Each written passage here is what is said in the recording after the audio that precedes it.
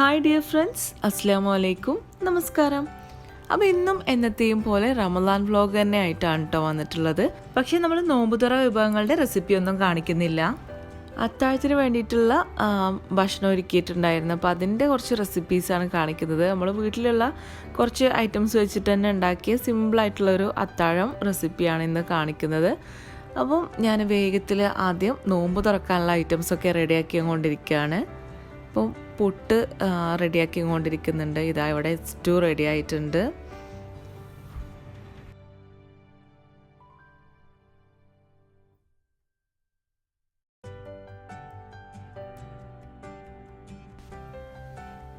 അപ്പം ഞാൻ പുറത്തു പോയിട്ട് കുറച്ച് കോവക്കൻ്റെ ഇലയും കൂടെ പറിക്കാൻ വേണ്ടിയിട്ട് പോവാണ് കേട്ടോ. അത് വെച്ചിട്ടാണ് നമ്മളൊരു റെസിപ്പി കാണിക്കുന്നത്.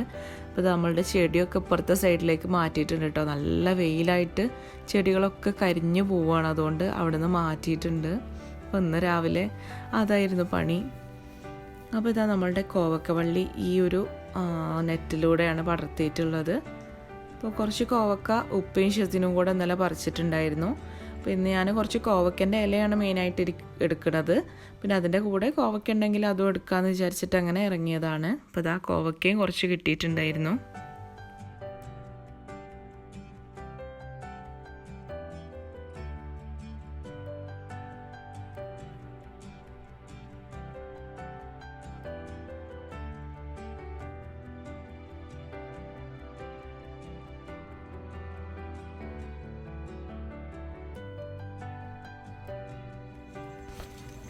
ഇനി നമുക്ക് ബാക്ക് സൈഡ് പോയിട്ട് കുറച്ച് മുളകിൻ്റെ ഇലയും കൂടെ എടുക്കണം, താളിക്കാൻ വേണ്ടിയിട്ടാണ്. അപ്പോൾ മുളക് ഇതിപ്പോൾ കാന്താരി മുളകാണ്. അപ്പോൾ ഏത് മുളകിൻ്റെ ഇലയും നമുക്കിങ്ങനെ താളിക്കാൻ വേണ്ടിയിട്ട് എടുക്കാൻ പറ്റും. ഇവിടെ ഇപ്പോൾ ഇതാണുള്ളത്.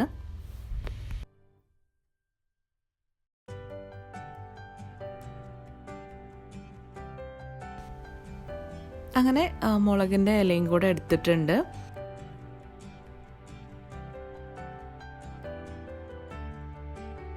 അപ്പോഴേക്കുതാ തരിക്കഞ്ഞി ഇവിടെ റെഡിയായി.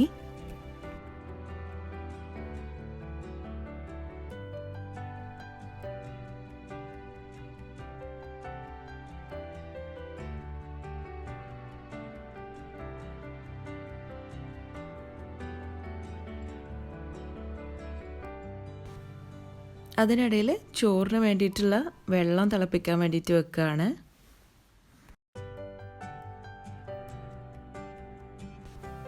ഇനി സ്നാക്കും കൂടെ റെഡിയാക്കാനുണ്ട്. അപ്പം മുളക് ബജിയും കുറച്ച് മുട്ട ബജിയുമാണ് ഉണ്ടാക്കിയിട്ടുണ്ടായിരുന്നത്.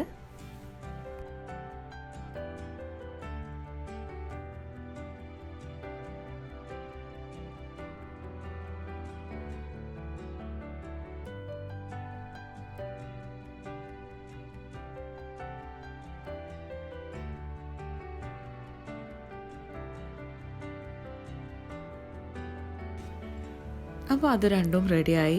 ഇനി ഈ ഒരു ഓയിൽ തന്നെ നമ്മൾ പപ്പടം പൊരിച്ചെടുക്കുകയാണ്. ഉപ്പാക്ക് പുട്ടാകുമ്പോൾ പപ്പടം നിർബന്ധമാണ്. അപ്പോൾ അതിലേക്കുള്ള പപ്പടവും പൊരിച്ചെടുക്കുന്നുണ്ട്.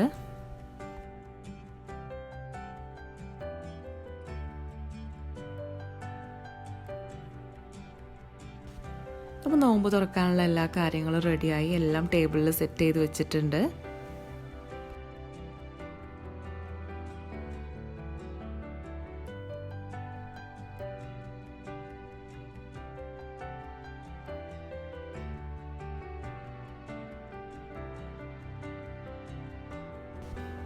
അപ്പോൾ ഇന്ന് ഉണ്ടാക്കിയിരുന്ന ചിക്കൻ സ്റ്റൂ നല്ല അടിപൊളി ഒരു സിമ്പിൾ റെസിപ്പിയാണ് കേട്ടോ. അപ്പോൾ അത് ഞാൻ ഇന്നേതായാലും റെസിപ്പി എടുത്തിട്ടില്ല, ഇനി മറ്റൊരു വ്ളോഗിൽ കാണിക്കാം.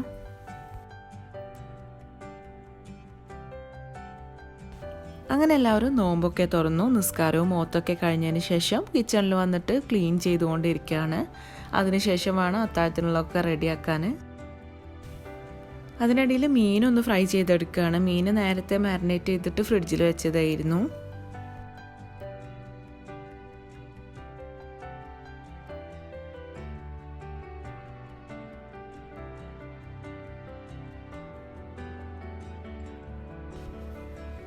ഇത് കുറച്ച് പരിപ്പ് നേരത്തെ കുതിരാൻ വേണ്ടിയിട്ട് വെച്ചിട്ടുണ്ടായിരുന്നു.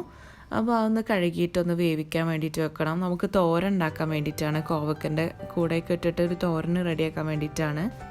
അപ്പോൾ അത് നന്നായിട്ട് കഴുകിയിട്ട് കുക്കറിലിട്ടിട്ടൊന്ന് വിസിലടിച്ച് വേവിച്ചെടുക്കുകയാണ്. ഇത് കടലപ്പരിപ്പാണ് കേട്ടോ, അതുകൊണ്ട് കുറച്ച് അധികം വേവുണ്ട്, സാധാരണ പരിപ്പിൻ്റെ പോലെയല്ല.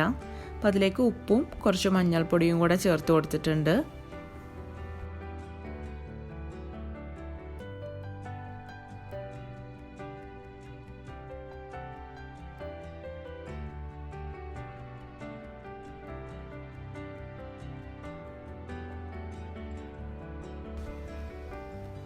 അപ്പോൾ അതാ ചോറ് ഇവിടെ വെന്ത് വന്നിട്ടുണ്ട്. അപ്പോൾ നമ്മൾ ഇതിൽ നിന്ന് കുറച്ചെടുത്തിട്ട് ജീര കഞ്ഞി ഉണ്ടാക്കുന്നുണ്ട്. അപ്പോൾ അതിന് വേണ്ടിയിട്ട് കുറച്ച് കഞ്ഞി നമ്മൾ വേറൊരു പാത്രത്തിലേക്ക് മാറ്റുകയാണ്. അതൊന്നും കൂടെ ഒന്ന് വേവിച്ചെടുക്കണം. കുറച്ചൊന്ന് നല്ലോണം വെന്ത് ഇരിക്കുമ്പോഴാണ് ജീര കഞ്ഞി ടേസ്റ്റ്. അപ്പോൾ ഞങ്ങളിവിടെ ചോറ് വെക്കുന്ന അരി വെച്ചിട്ടാണ് കേട്ടോ ജീര കഞ്ഞി വെക്കാറ്. അപ്പോൾ അതിലേക്ക് കുറച്ച് മഞ്ഞൾപ്പൊടിയും കുറച്ച് ഉപ്പും ചേർത്തിട്ട് ഒന്ന് ഇളക്കി കൊടുത്തിട്ടുണ്ട്. ഇനി ഇതൊന്നും കൂടെ വേവിച്ചെടുക്കുകയാണ്.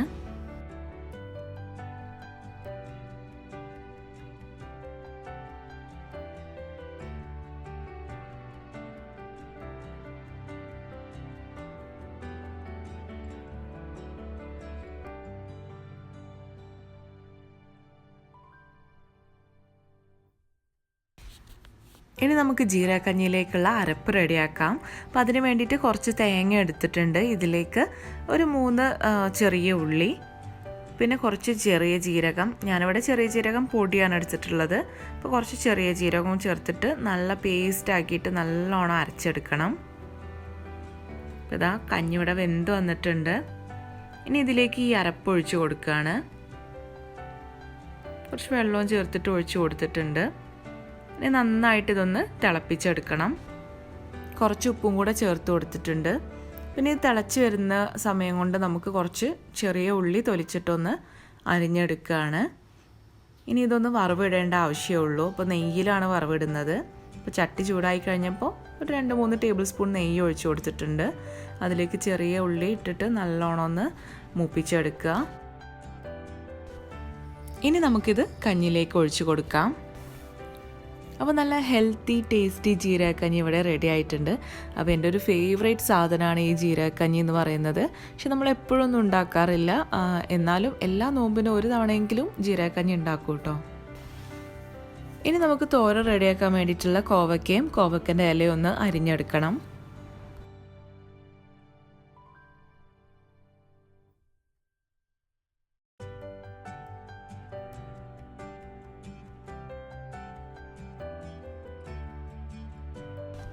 പിന്നെ ഇത് കുക്ക് ചെയ്ത് തുടങ്ങാം. അപ്പോൾ പാൻ ചൂടായപ്പോൾ അതിലേക്ക് വെളിച്ചെണ്ണയാണ് കേട്ടോ ഒഴിച്ചു കൊടുത്തിട്ടുള്ളത്. അതിലേക്ക് കുറച്ച് കടുകിട്ട് പൊട്ടിച്ചെടുത്തിട്ടുണ്ട്. കുറച്ച് കറിവേപ്പില ഇട്ട് കൊടുത്തു. ഇനി ഇതിലേക്ക് അരിഞ്ഞു വെച്ചിട്ടുള്ള കോവക്ക ഇട്ട് കൊടുക്കുകയാണ്. ആവശ്യത്തിനുള്ള ഉപ്പും ചേർത്ത് കൊടുത്തു. ഇനി ഇതൊന്ന് വെന്ത് വന്നതിന് ശേഷം വേണം നമുക്ക് ഇതിലേക്ക് കോവക്കൻ്റെ ഇല ഇട്ട് കൊടുക്കാൻ. അപ്പോൾ ഇതൊന്ന് ജസ്റ്റ് ഒന്ന് വേവാൻ വേണ്ടിയിട്ട് അടച്ചു വെച്ചു. അപ്പോഴേക്കും നമുക്ക് ഈ ഒരു ഇലയും കൂടെ ഒന്ന് അരിഞ്ഞെടുക്കുകയാണ്. അപ്പോൾ അതിനിടയിൽ കുറച്ച് കഞ്ഞി എടുത്തിട്ട് ഉപ്പാക്കുള്ളത് ചൂടാറാൻ വേണ്ടിയിട്ട് വെക്കുകയാണ്. ഉപ്പ തറാവയൊക്കെ കഴിഞ്ഞിട്ട് എന്നൊരു കഞ്ഞി കുടിക്കുന്നത് പതിവാണ്.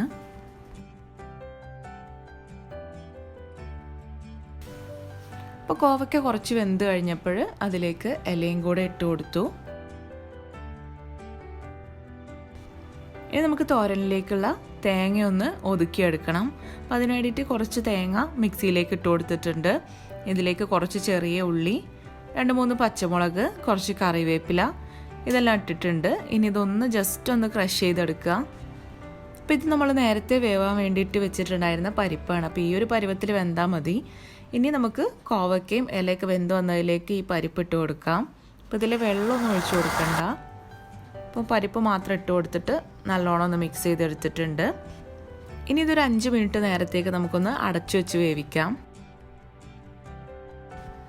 ഇനി നമുക്കിതിലേക്ക് തേങ്ങയുടെ കൂട്ടൊന്ന് ഇട്ട് കൊടുത്തിട്ട് നല്ലോണം മിക്സ് ചെയ്തൊന്ന് ചൂടാക്കിയെടുക്കണം. അപ്പോൾ ഇതൊന്ന് നന്നായിട്ട് ചൂടായി കഴിഞ്ഞാൽ നമ്മളുടെ കോവയ്ക്ക പരിപ്പ് തോരൻ ഇവിടെ റെഡിയായി. അപ്പോൾ അതിനിടയിൽ ഉപ്പ കഞ്ഞി കുടിക്കാൻ വേണ്ടിയിട്ട് വന്ന് ഉപ്പാക്കുള്ളതൊക്കെ എടുത്തു കൊടുത്തു. നമ്മളുടെ കോവയ്ക്ക തോരൻ റെഡിയായി. ഇനി നമുക്ക് മുളകില ഒന്ന് താളിച്ചെടുക്കണം. അപ്പോൾ അതിന് വേണ്ടിയിട്ട് പാൻ ചൂടാക്കാൻ വേണ്ടിയിട്ട് വെച്ചിട്ടുണ്ട്. അതിലേക്ക് കുറച്ച് ചെറിയ ഉള്ളിയും വെളുത്തുള്ളിയും കൂടെ വെളിച്ചെണ്ണയിലൊന്ന് മൂപ്പിച്ചെടുക്കണം. ഇതാ മുളകില ഒന്ന് അതിൻ്റെ കമ്പിൽ നിന്നൊക്കെ ഒന്ന് മാറ്റിയെടുക്കുകയാണ്. അപ്പോൾ വലിയ ഇലയാണെന്നുണ്ടെങ്കിൽ ഒന്ന് ജസ്റ്റ് ഒന്ന് അരിഞ്ഞെടുത്താൽ മതി. ഇതിപ്പോൾ ചെറിയ ഇലയായിരുന്നു, അതുകൊണ്ട് അരിയണമൊന്നുമില്ല. ഇതൊക്കെ നമുക്ക് പഴയ നൊസ്റ്റാൾജിക് ആയിട്ടുള്ള ഒരു ഓർമ്മയാണ്, മുളകില താളിച്ചത് എന്നൊക്കെ പറയുന്നത്. ഇപ്പോഴും എല്ലാവരും ചെയ്യുന്നൊക്കെ ഉണ്ടാവും. അപ്പോൾ അതിലേക്ക് 2 പച്ചമുളക് ഇട്ട് കൊടുത്തിട്ടുണ്ട്. പച്ച ചുവപ്പായി മാറിയിട്ടുണ്ട് കേട്ടോ, പഴുത്ത മുളകായിരുന്നു. ഇനി ഇതിലേക്ക് നമ്മളുടെ ഇല ഇട്ട് കൊടുത്തിട്ടൊന്ന് മിക്സ് ചെയ്തെടുക്കുകയാണ്.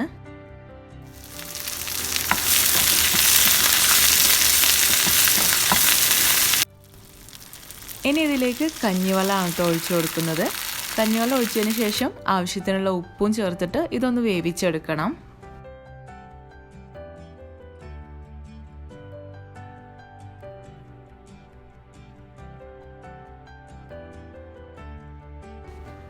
അതിനിടയിൽ ഷെയ്സ് കഞ്ഞി കുടിക്കാൻ വേണ്ടിയിട്ട് വന്നിട്ടുണ്ടായിരുന്നു.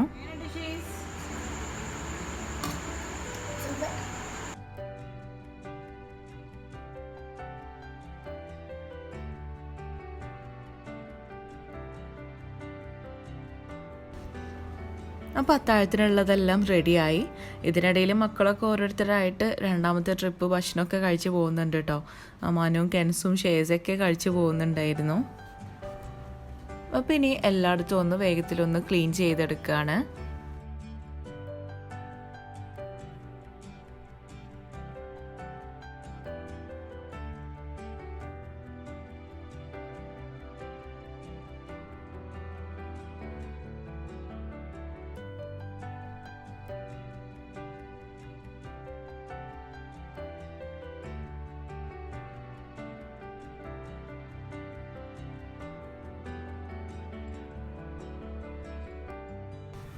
അപ്പോൾ കിച്ചൺ ക്ലീനിങ്ങും എല്ലാം കഴിഞ്ഞു. അപ്പോഴാണ് ഷെസിന് കഞ്ഞി കുടിക്കാൻ വേണ്ടിയിട്ട് വരുന്നത്.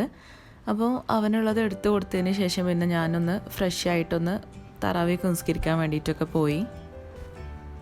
അപ്പോൾ അതൊക്കെ കഴിഞ്ഞതിന് ശേഷമാണ് ഞാനും അസ്കർക്കയും ജീരക കഞ്ഞിയൊക്കെ കുടിക്കാൻ വരുന്നത്. അപ്പോൾ ഞങ്ങൾ ഈ സമയത്ത് കഞ്ഞി കുടിക്കുന്നതൊന്നും പതിവൊന്നുമല്ല. അപ്പോൾ ജീരക കഞ്ഞി ആയപ്പോൾ കുറച്ച് കുടിക്കാമെന്ന് വിചാരിച്ചിട്ട് അങ്ങനെ വന്നതാണ്.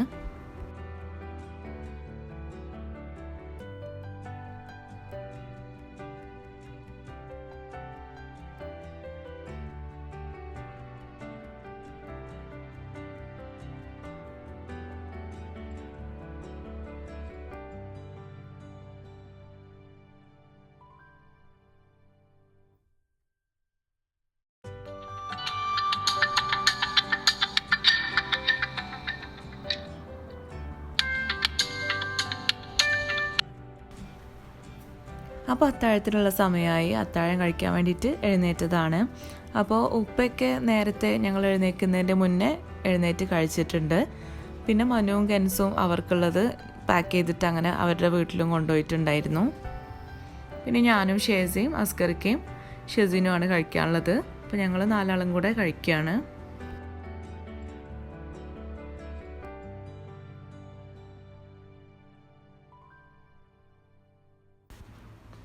അപ്പോൾ ഇതൊക്കെയാണ് ഇന്നത്തെ അത്താഴ വിശേഷങ്ങൾ. നിങ്ങൾക്കെല്ലാവർക്കും ഇഷ്ടപ്പെട്ടു എന്ന് വിചാരിക്കുന്നു.